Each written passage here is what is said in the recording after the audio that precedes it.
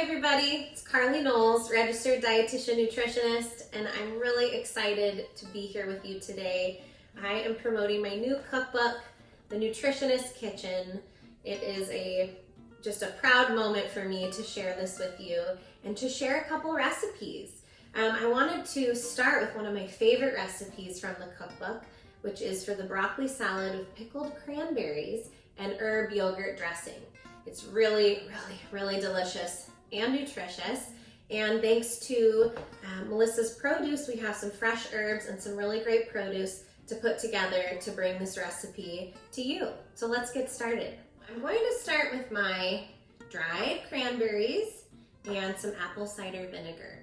And we're doing what's called a quick pickle. It's even a quicker pickle than maybe you even know, where you heat vinegar on the stove with salt, maybe some sugar and some other herbs or spices. We're even skipping that step and we're just putting apple cider vinegar right into the bowl with the cranberries. What that does is it allows the cranberries to rehydrate with the vinegar, pulling in that acid, which is really nice. It adds these pops of tang in the salad. So we're gonna let that sit 15 to 20 minutes, which is perfect for how long it's gonna take us to pull together the rest of the recipe. So now onto the broccoli. So broccoli, we normally only eat the tops, right? We normally only eat the beautiful green florets, as they call them, but there's also the stalk, which I've cut here. The stalk is also just as nutritious. We have vitamin C, we have folate, vitamin K. It's a really nutritious superfood, even if you want to call it that. And so I really encourage you to hold on to your stalks and to add them to the salad because it adds a really great texture and some bulk. And anytime we can keep that nutrition going, right, we want to do that. So I just like to remove the very bottom since that part's a little kind of old and woody or tough to chew on. So I have my beautiful broccoli and I have my stalks, and everything ends up in my mixing bowl here. So first we're gonna process the stalks. So you can do this in any way. If you have a mandolin, you could do fine shreds or fine slices on the mandolin if you'd like. Then you get pieces about this big. I wanna go even a step farther and actually slice it down the middle. I'm gonna turn it again, down the middle. And I don't know if you can see well, let me move some things out of the way here. But I have almost like you would a carrot, right? You split it lengthwise and then you chop it. So that's how I prefer to do it in this salad. So you get these little chops, okay? So they're almost like little pieces of carrot, right? And again, if you want to shred them in your food processor, you can do that. Whatever works for you. And I'm adding them to my mixing bowl here. And I'm just gonna add everything in.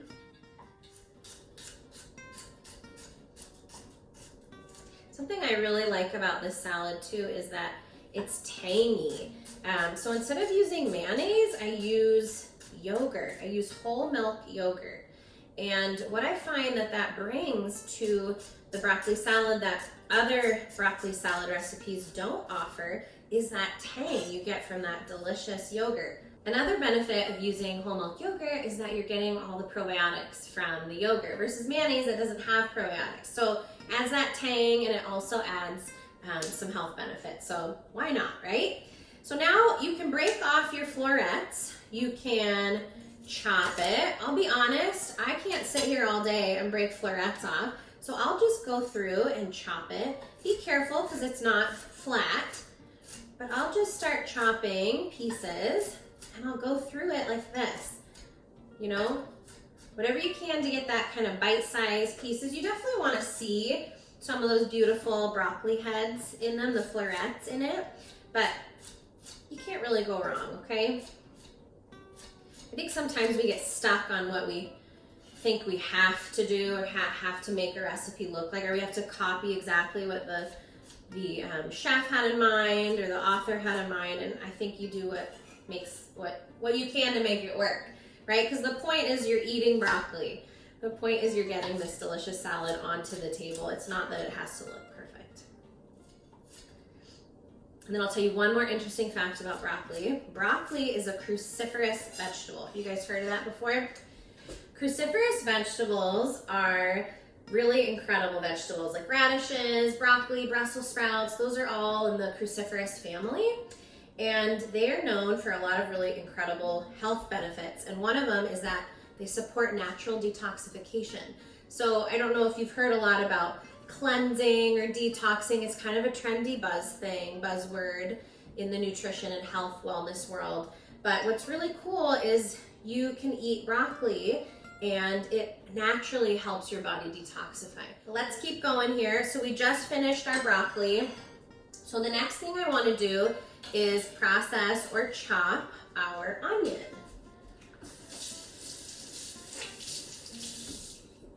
So I want to use a red onion. What you want is about a 1/4 cup. You can measure it, or if you know, it's just like a small handful. Red onion's nice because it adds that purple color to your salad. So I'm going to cut it in half.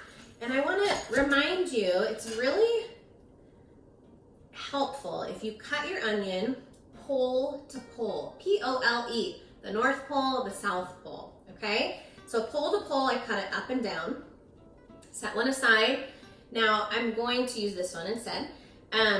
So you have two ends. You have this root end here that has those little hairs on it. That was actually the roots, right? It was rooted in the ground. Then you have this paper end where you have like all the paper that comes off the top. So those are your poles when I talk about poles, and you just split it in half. And what you're gonna do is peel off, you're gonna cut that paper end off just to give you a little traction here. And you're gonna peel off the first layer, because oftentimes that layer ends up being a little kind of papery and it doesn't quite do the same thing as the other ones do. Maybe a little tougher too. This one, of course, is pesky. Doesn't want to come off here. There we go. Okay, so what you're left with is the nice tender layers of the onion underneath. Okay, get all that off. Off we go. So you're left with this. Now, in this recipe, I say to chop it finely. Okay, so it's raw onion. Some people are sensitive to that. It's a really big flavor. So let's just get as small of a dice as we can, or a mince, finely chopped, whatever you want to call it. And I like to start by cutting it this way. Now watch your hand, your non-dominant hand that's not holding the knife, watch it. Okay, so if you can, angle those fingers up, hold on to the onion really well, and you're gonna make these slices in it. And the closer you get your slices together here, the smaller in the end you're gonna have the chop, and you're not gonna have to do as much knife work. So I did 3 cuts to make 4 layers up and down, right? Now I'm going to do the cuts the opposite direction. And I'll hold it up so you can see what I'm talking about. Nothing is chopped off yet. Everything's intact still. So first I went this way, then I went this way. And now in the end, when I'm ready to get my chop, my fine chop, I hold my claw again. I'm facing it towards you so you can see. Normally I might face it this way for a little bit better angle, but I'm gonna take these little cuts as thin as I can, and what you end up with are these really small little chopped pieces, and I don't have to process it much farther than this. And you don't have to do it this way. This is just the way I do it to help save me time. If you're not confident with your knife skills at this point, fine, don't worry about it. That's all I'm gonna do, because that's good enough for the recipe. Woo, I need some onion goggles. My eyes are watering, excuse me. So that's it. I don't have to do anything else to this onion. And the onion goes right in the bowl. Okay, so we have our broccoli in the bowl, and we have our onions in this bowl. It's already colorful, purple, green, yummy. I want to add in those toasted almonds I was telling you about. So I toasted those previously. I'm gonna put those right on in. Almonds are great for protein, healthy fats, tons of other little nutrients, vitamins, minerals. Great addition. Then we're gonna add blue cheese. You can follow my recipe for how much, or you can add more, because I think more cheese might be better at times. Okay, and then the last thing that I want to do before I start the dressing is add some fresh herbs.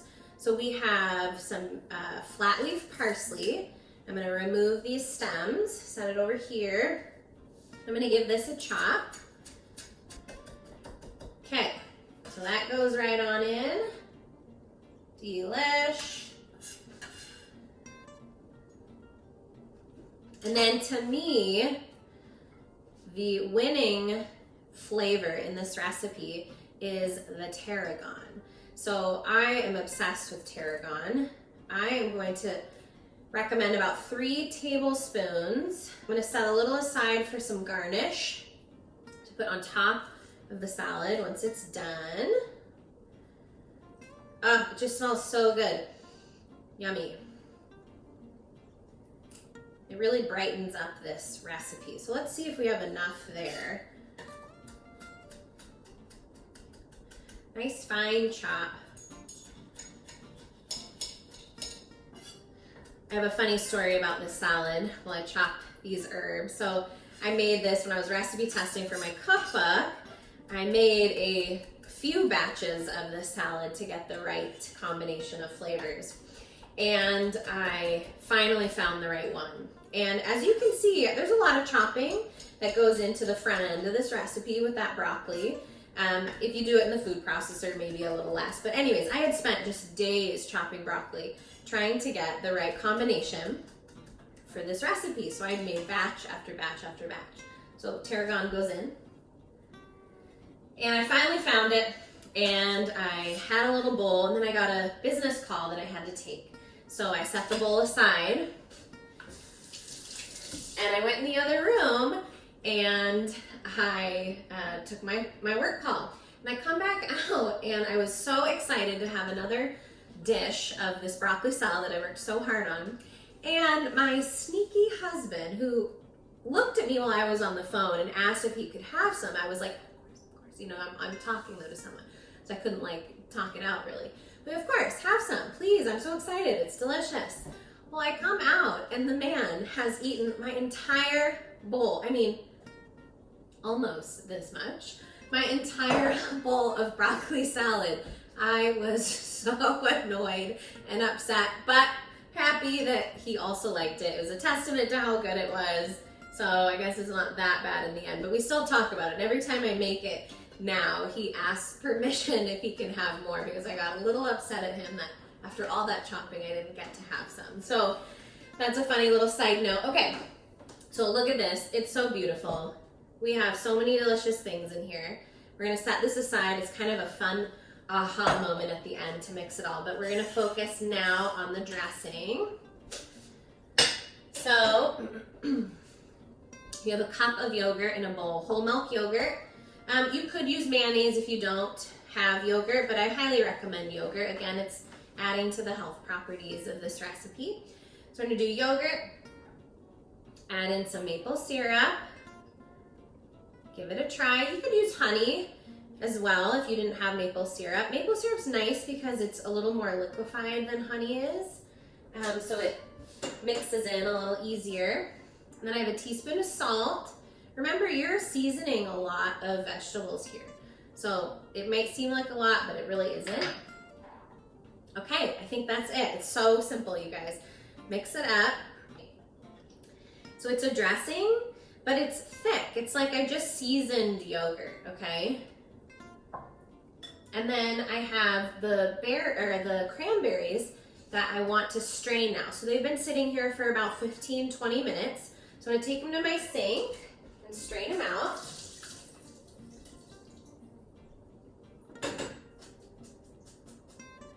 So again, cranberries soaked in apple cider vinegar. You could use another vinegar if you had on hand. I like apple cider vinegar a lot though. Also really nutritious. That's gonna go right into the salad as well. So I just strained out the vinegar. You can keep the vinegar and use it for other dressings. It doesn't have too strong of a cranberry flavor, but it will have a little more sweetness than it did before just as vinegar. And then I'm going to add my dressing right on it. Okay, and I'm gonna start with maybe 2/3 of it just to see how far that gets us. And I'm gonna mix this slowly but surely here. And again, I said before, this salad is excellent after it's had a chance to sit and soak up some of the flavors. So I highly recommend you putting this salad together and then letting it sit in the fridge for at least half an hour, 20-30 minutes at least before eating it. Also gives it a chance to cool down. Okay, so beautiful. I've had people ask me before if they could put pancetta or bacon into it because that's a traditional broccoli salad addition. Of course, you're gonna get more flavor with that addition. Remember that bacon or pancetta is really salty, so maybe cut back a little bit on the salt. I like this recipe because it's vegetarian. You could even make it vegan by omitting the cheese and then using a plant-based, plain, unsweetened yogurt of some kind, like a cashew or an oat yogurt. Okay, wow, super simple. I'm actually not gonna add more dressing. You probably have about a 1/4 cup dressing left. I might find that after a couple days I'll add some more too, so definitely keep that and put it in the fridge. And then I just tear up some of the tarragon that I reserved, and you could reserve some of that parsley too. Okay, pull this out, put in a pretty serving spoon because we eat with our eyes first, right? I mean, check this out. Isn't that beautiful? It's a really, really pretty salad. Now for the best part, a little tasting. Yum. It's tangy, it's crunchy, it's salty, balanced with the maple syrup. Yum, one of my favorites. That's good. Next up, I'm going to make cultured key lime cashew yogurt. You're in for a real treat.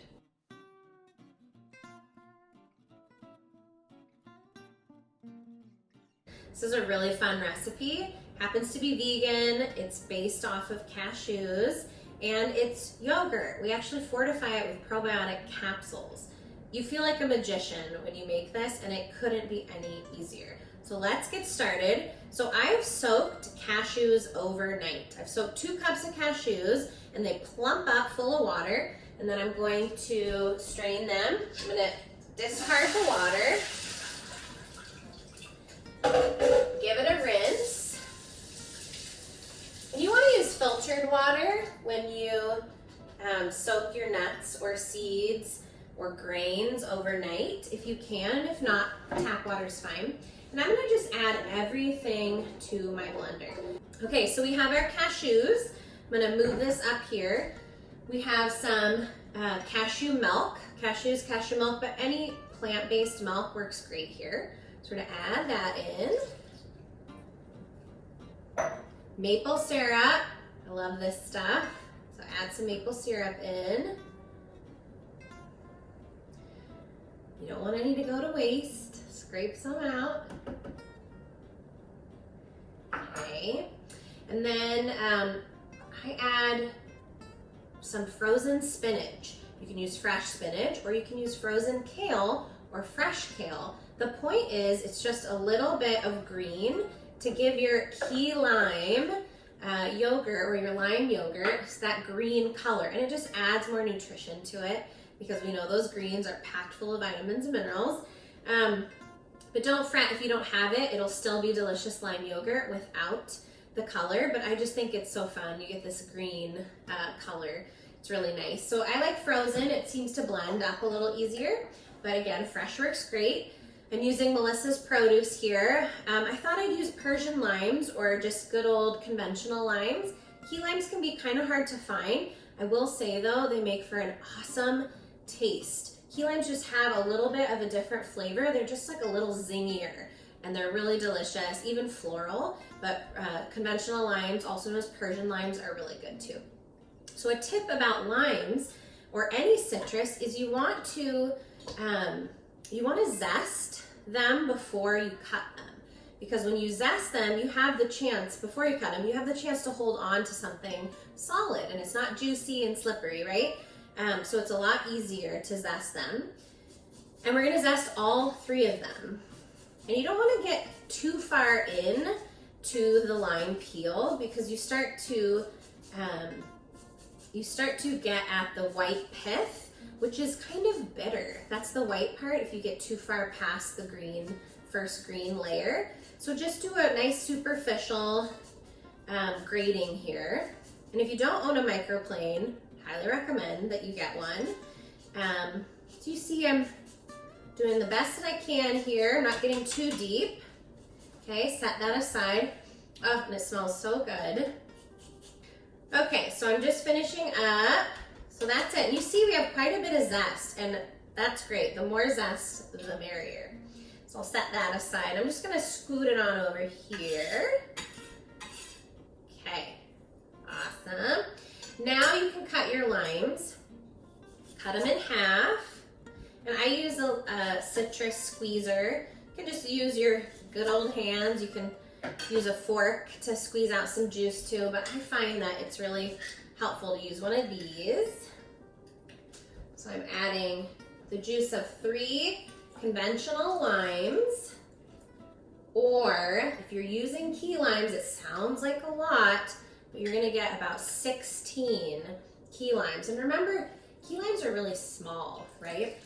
So it takes a while. It's a labor of love. You have to want to spend some time juicing those little guys, but totally worth it. Like I said, it just imparts a different flavor, which I really like. I grew up eating key lime yogurt. It's like really creamy key lime yogurt from a grocery store brand, but I didn't, as an adult, I didn't love the ingredients in it. It was full of many, many ingredients. And so I wanted to create a simplified version with just whole foods in it, right? So that's where I came up with this. I also have lots of friends and patients of mine as well that complain about how expensive plant-based yogurt is, and it's true, it really is, or can be expensive. So I wanted to come up with a homemade version that was equally as delicious, had minimal ingredients, was simple to make, and didn't have all that extra stuff in it we don't need. Okay, so let's move over to the blender and get this blended up and ready to go. But before I go over there, I want to just say, if you don't own a high-speed blender, highly recommend it. We, as a family, use this blender for everything. We use it for sauces and soups and dressings and yogurt. It's great for everything. My 19-month-old son, almost 20 months, loves smoothies. This little baby loves smoothies, so we're constantly blending things in this household. Okay, here we go.